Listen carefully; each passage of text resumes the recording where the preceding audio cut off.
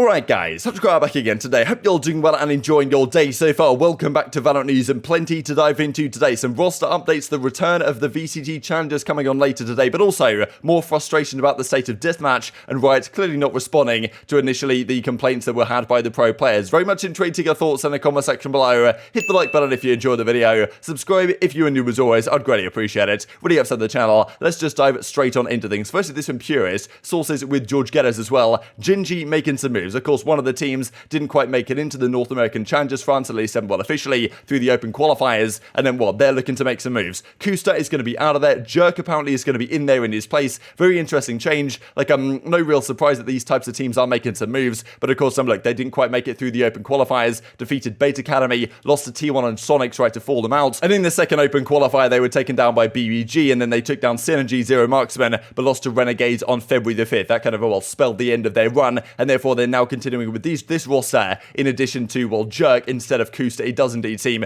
a long-time name from the Counter-Strike side, maybe out of there going forwards on the Gen.G front. This also from Purist as well. Sideshow and Brent won't be casting for the remainder of the stage. I believe this is probably what Riot are doing right now, because I wonder what Riot's future plans really are for Valorant. They're probably going to go down a similar route to what they've done with League of Legends, right, to the kind of franchising, the kind of mock franchising thing, pseudo-franchising in a way, where, the kind of organizations still get to stay, but there's a buy-in, all this type of stuff. At that point, they'll probably kind of narrow down who they have on the casting desk, right, and who's the analyst and all this type of stuff. They'll probably narrow that down a fair bit. And, Sideshow and Bren, of course, maybe are going to get involved. Of course, they were involved in Overwatch now, and they've gone down this route because, for whatever reason, Activision decided not to bring them back for the Overwatch League for this upcoming year. But, still, seemingly, they're going to be on the desk, at least as Bodog says right here. They will still be on the desk. They'll probably be back in business casting at some point or another. But, probably this idea that they're going to keep rotating a load of these talents from the right game side is, an intention just to see what people are like and see who likes them, to then make that decision down the line as who actually they keep going forward as well. This also from Ascend Starkser, because, there was some talk really about what's going on with Ascend right now. They also play a game, I believe, later on today up against Guilds. We'll have a look at the schedule here in a second. But for whatever reason, cNed seemingly wasn't able to practice with Ascend yesterday when they were kind of preparing for their game against Guild. And Starkser tweets this out, I thought it was kind of funny. It was a copy pasta he got from elsewhere. But imagine that you have the most important match to go to the Masters tomorrow, but you do not attend in practice. Well played, cNed. Tomorrow it's going to be easy for Guilds. So we'll see how easy it actually turns out to be for Guilds. But interestingly enough, it was Mixwell of all people that actually was asked to sub in for the team. So as he says, practicing with Ascend last night, and cNed couldn't play today. Carl's asked me if he could train with them instead. So pretty cool to see Mixwell was playing with the guys, getting them some,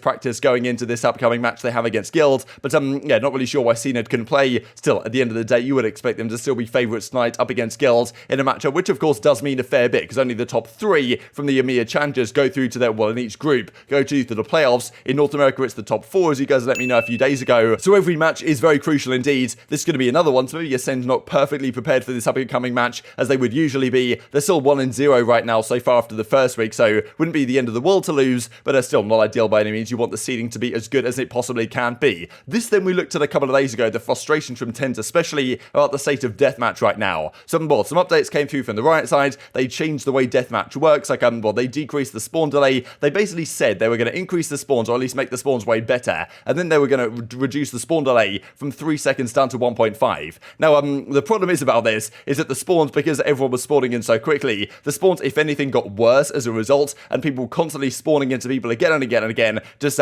just dying over and over. And as TenZ says, these spawns are super trolly, getting killed by people spawning behind me with invulnerability 60% of the time. Happens all the time, and then a lot of frustration as a result. Now, Riot came out last night and said, okay, we're actually going to make some changes here. This is what we're going to do to address these issues. We heard you on the rough Deathmatch experience post-patch 4.03, like spawning in the direct line of sight, so we're reducing the number of players in Deathmatch from 14 to 12, effective immediately. This should mitigate these issues, and we'll keep an eye on the situation, which is an interesting way to deal with this issue. Instead of fixing the spawns or fixing the respawn delay or whatever, they're just going to reduce the number of players, and that's going to make it fine. Definitely not going to make it fine, right? Still these issues are going to crop up from time to time anyway. It's not just going to be a panacea that just fixes everything. And therefore people were applying what do you mean? How is this going to fix the problem? Because the issues seem to have stemmed from the respawn delay being reduced, and maybe some of the spawn twigs weren't really working as they intended them to. But TenZ even comes back and just kind of quote tweets this with the crying, smiling faces, what are you actually playing here? Why are you, this is what you're trying to do, but it's not really going to have the desired effect. And then, some other players as well had kind of similar opinions. Eccles over at the 100 Thieves side, we don't play Deathmatch to win, we play it as a warm-up. Reducing players makes it a very slow and drawn-out process. The last version was fine, fine, bar sometimes bad spawns, but way better pacing. Please fix it, play Valorant. That's the thing, like in Counter-Strike, you don't really need to play the regular public deathmatch because there's, well, servers behind the scenes. You can play kind of your own servers, and also there's the community servers that have often much better deathmatch than the actual official ones. But in Valorant, of course, it's somewhat different. Like the deathmatch is actually very important to the pro players to get good warm-up for the matches, and I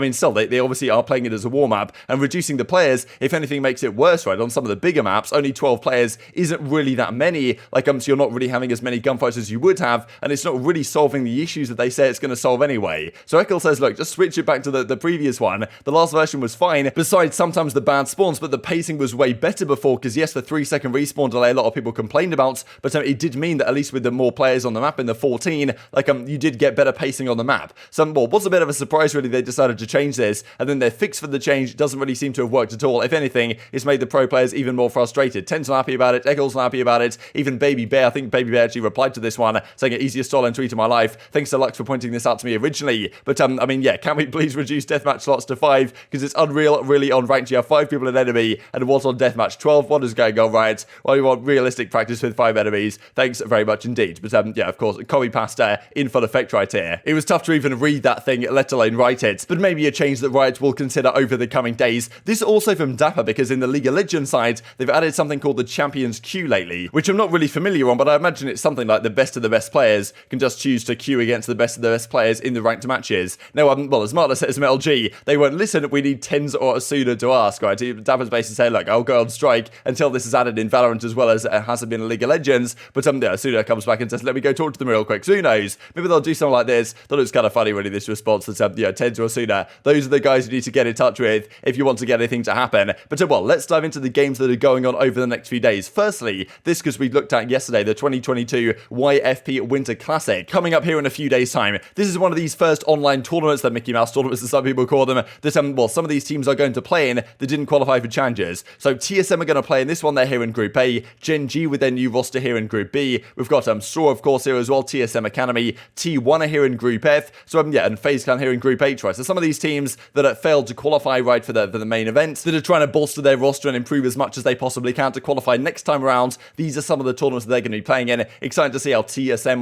might fare here. T1, of course, could be some potential good rematches over the course of this tournament. This, then, the game's coming up later today. So in North America, this is how the groups stand at the present time, but I mean, still, many things could change here on this region. Firstly, these are the games in the European side. Today, we've got Gambit versus FPX, then we've got Guild versus Ascent, a match we talked about earlier today, that maybe Ascent aren't quite as well prepared for as they might have been. These are the games for the rest of the weekend as well. Liquid Na'Vi kind of exciting to finish off the weekend on the Sunday, but I think the games in the North American region, if anything, are even more exciting. This is week 2. Today, we've got Knights versus Sentinels, then we've got Evil Geniuses versus Luminosity. So this is at Pacific start times if you guys are unfamiliar. But yeah, last week Knights got completely bodied, I think, by version 1. Like, I'm completely just destroyed off the face of the earth. So maybe Sentinels can do a similar thing tonight. I suppose we'll see. But they're 1-0 after their victory last week. And well, EG versus LG, that's an exciting one as well. Kind of tough to call the result of this one. It is quite exciting because I believe Dre, your boy Dre, was of course on LG, kind of got dropped from that team in controversial circumstances, went over to Evil Geniuses. So I'm going to take EG to win here because sometimes these kind of revenge arcs can work out quite well. The rest of the weekend, Exit versus Cloud9, that's a massive one. Rise versus version 1, some great games on the 19th. And then Optic Player up against NRG, and then 100 Thieves versus the Guard on the Sunday. So yeah, I think honestly the week just gets better and better as the matches progress. But very much intrigued to your thoughts and all this stuff in the comment section below.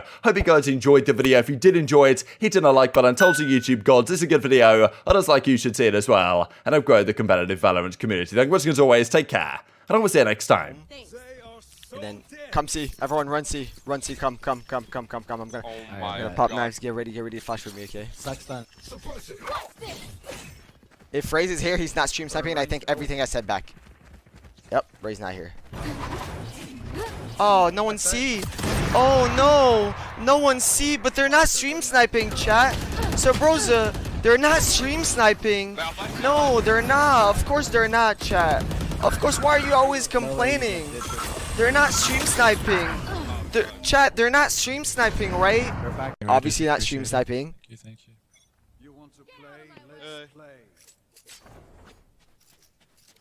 This guy, Rossi, the barriers went down. This guy said A. Literally the barriers just went down. This guy said A. You want to play? Let's play. Oh, what about the B plant round? I want to see the B plant But then round. wait. We rent to C. We rent to C. Stay sit. What the dude? This is